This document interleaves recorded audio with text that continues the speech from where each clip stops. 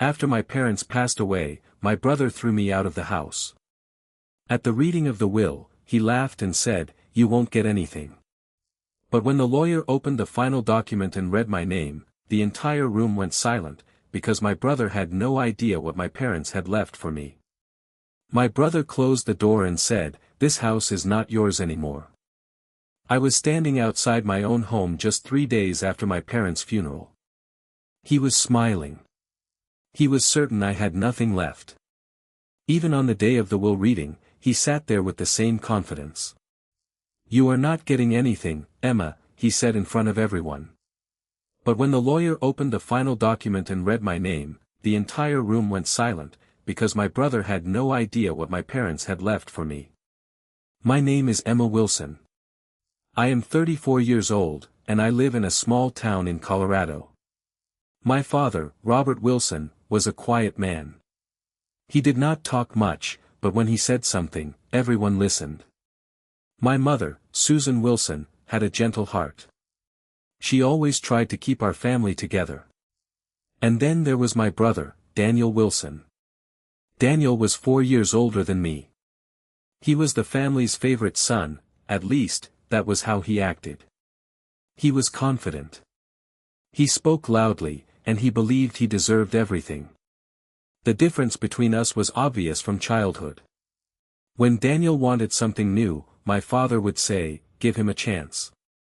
When I wanted something, I heard, "You need to learn how to work for yourself." I never complained. I built my own path. I earned a scholarship for college. I worked part-time. I built my own life. Daniel decided to join my father's business, and my father welcomed him happily. I never had a problem with that. I only hoped that one day he would see me as an equal. But that day never came.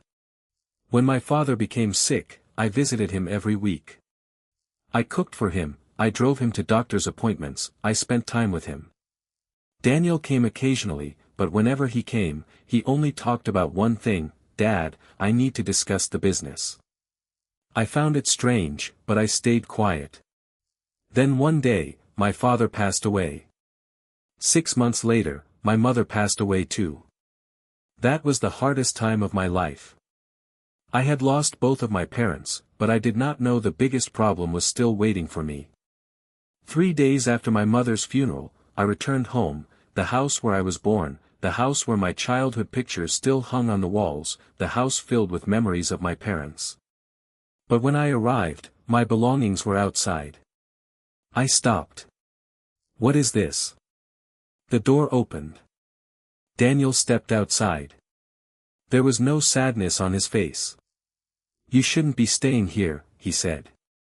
I looked at him. "What do you mean? This house belongs to me now." I stayed silent for a moment. "What did you say?" He smiled. "After Dad and Mom, I have to handle everything." I asked, "Who decided that?" He laughed. "Emma, accept reality." I looked around. My mother's chairs, my father's books, everything was still there, but somehow it no longer felt like home. I said, "I am not leaving." Daniel shook his head. "You don't understand. You are getting nothing." I looked at him. "How do you know that?" He smiled. "Because Dad knew who could carry this family forward." That sentence stopped me. "You think he gave you everything?" I know he did. Then he closed the door. I stood outside, but I did not cry. I made only one decision: I would wait. The will had not been read yet. 3 days later, we all gathered at the lawyer's office, the same people, my uncles, my cousins, Daniel. Everyone believed he was about to receive great news. Daniel sat comfortably in his chair. He looked at me and smiled. "I hope you are not too disappointed." I said nothing. The lawyer, Mr. Harper, sat with the documents in front of him. He began, according to the final will of Robert Wilson. The room became silent. First he mentioned personal belongings, then money, then property. Daniel's smile grew wider. When the business was mentioned, he sat up straight. Wilson and Sons Company. The lawyer continued reading. Daniel looked at me with a smile, as if to say, see? Then the lawyer stopped. He took out another envelope. There is a separate document after this. Daniel immediately asked, what document? The lawyer replied, it is a personal letter, written only for Emma. The room went quiet. I was confused. The lawyer handed me the letter. I opened it. It was my father's handwriting. Emma, if you are reading this, you may feel like you are alone. But you were never alone. My eyes filled with tears. Then the lawyer picked up another paper. A special trust has been established for Emma Wilson. Daniel's expression changed. What? The lawyer said, your father placed most of his personal investments and 2 properties under Emma's name. The room became completely silent. Daniel stood up. This is impossible. The lawyer looked at him. These are legal documents. I stayed quiet. For the first time, I understood why my father had been so silent. He knew Daniel only saw money. But there was still another secret. The lawyer continued, Mr. Wilson also added a condition. Everyone looked at him. If anyone attempts to remove Emma from her home, deceive her, or block her legal rights, that person's inheritance rights will be reviewed. Daniel's face turned pale. Suddenly, everything became clear. My father had planned this. He did not just leave me property, he left me protection. After the will reading, Daniel came to me. You knew about all this? I said, no. He became angry. Then why were you quiet? I looked at him. Because I wanted to know who you really were. He became silent. Then he said, I am your brother. I replied, a brother does not throw his sister out of her home after their parents die. He had nothing to say. The following week, I returned to my house, but I did not forgive Daniel.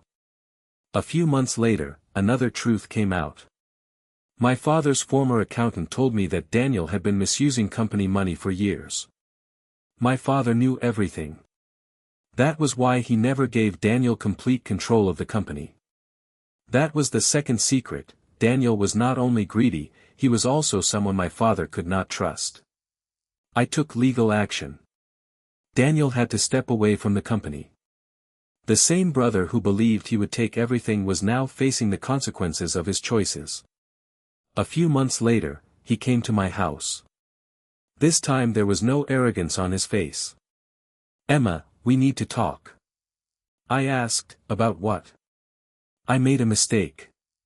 I stayed quiet. You won't forgive me? I answered, forgiveness and trust are not the same thing. He lowered his head and left. 2 years have passed since then. I still have the same house, the same place where my parents raised me. But now that house is not just property, it is a memory. My parents left me one final lesson, not through words, but through their decision. Daniel thought I would get nothing. He thought I was weak.